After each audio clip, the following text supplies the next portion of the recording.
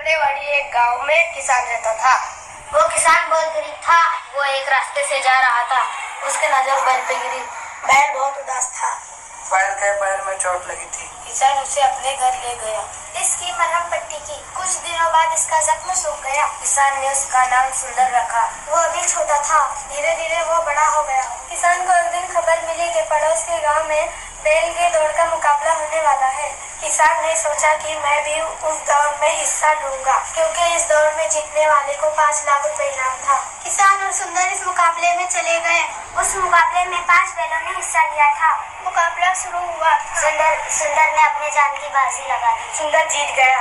किसान बहुत खुश था। किसान को 5 लाख रुपए इनाम मिला। इस कहानी से हमें यह सबक मिलता है कि किसी से तवक्का रखे बगैर दूसरों की मदद करनी चाहिए। शुक्रिया।